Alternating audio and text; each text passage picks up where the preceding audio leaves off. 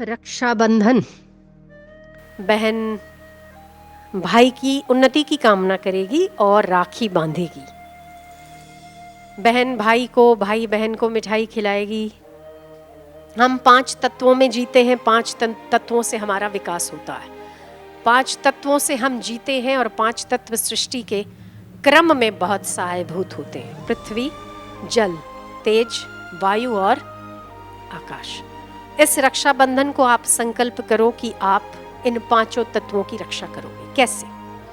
बहुत लोगों को आदत होती है, लाइट चल रही है तो चल रही है, आप कमरे से बाहर निकल जाते हैं, लाइट बिना बंद किए, पंखा बिना बंद किए। बिजली की रक्षा करना आपका कर्तव्य है। समय भी ऐसा है, माहौल भी ऐसा है और आपका कर्तव्य भी ऐसा है कि आपको बिजली की रक्षा करनी चाहिए। जो बिजली आप बचाते हो वो ऐसे जगहों पर भी जा सकती है जिन पर बिजली का नाम मात्र जिन गांवों में नहीं होता। आपके लिए एसी चल रही है, आप बाहर निकल जाते हैं, एसी चल रही है।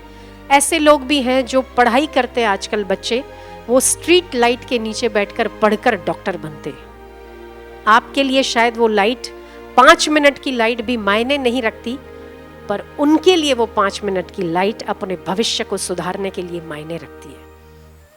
आप ऐसे लोगों का ख्याल करो, उनकी रक्षा करो। उसके लिए कहीं जाने की जरूरत नहीं है, पर आपके भावना की जरूरत है। आप यदि इस भावना से बिजली की रक्षा करते हैं तो आप सबसे बड़ी सेवा करते हैं, देश की, अपने राज्य की, उन व्यक्तियों की और परमात्मा की। जब भी आप कमरे से बाहर निकलो, पंखा चल रहा है, पंखा बंद करके निकलो। मुझे ये समझ नहीं आती कि पहले चूल्हा जलाने के लिए इतनी माइयां मेहनत करती थी कि आंखों से पानी निकल आता था, धुआं धुआं।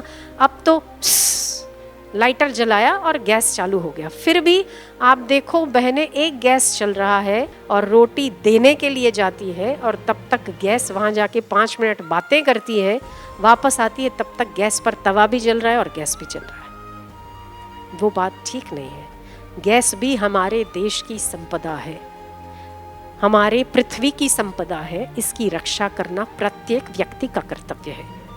आप एक रोटी, जब आप गरम गरम रोटी एक जगह से उतार कर दूसरी जगह ले जाते हैं और वहां जाके आप बात करते हैं, इतनी देर भी गैस जलना, आप अपने संपत्ति का और मिली हुई संपदा का दुरुपयोग कर रहे हैं। बंद कर लो, आकर फिर से जला लो। क्या कोई मेहनत है?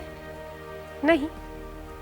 पानी, सब्जी धोनी है, कपड़े धोने हैं, ब्रश करना है, ब्रश करने से 1 बाल्टी पानी से आप ब्रश कर सकते हो। वहां आप नल चालू रखते हो, 12 से 15 लीटर केवल एक ब्रश करने में पानी चला जाता है।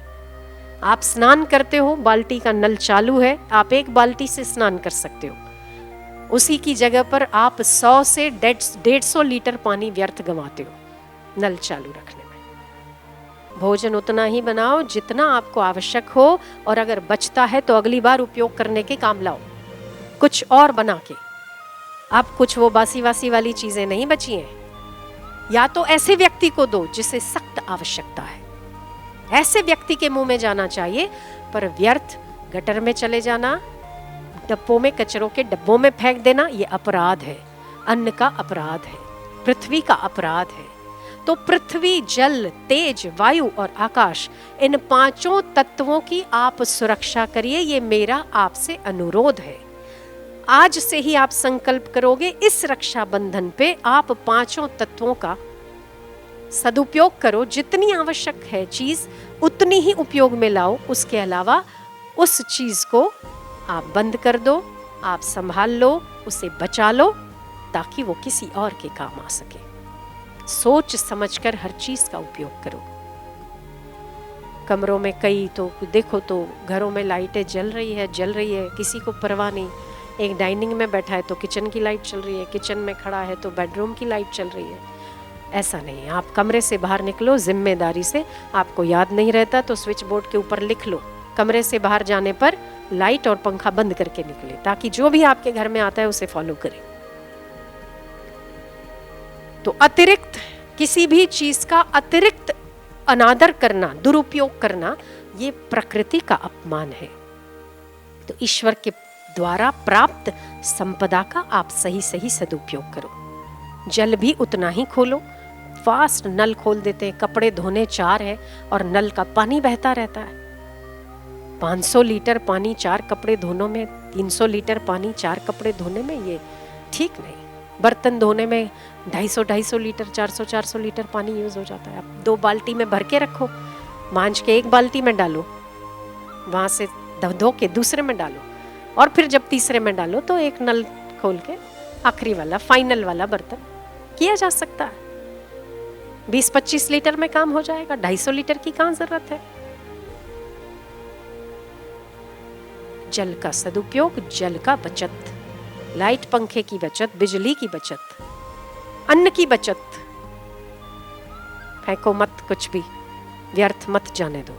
तो ये रक्षाबंधन 5 तत्वों की सुरक्षा के नाम, और छठी सुरक्षा ये कि आपका चित्त किन बातों से प्रसन्न रहता है, अपने चित्त की रक्षा करने का संकल्प करो, ताकि ताउम्र किसी की राखी बांधी जाए या ना बांधी जाए, आप सतत उसके सुरक्षा में रहोगे, सतत उसकी संरक्षण में रहोगे।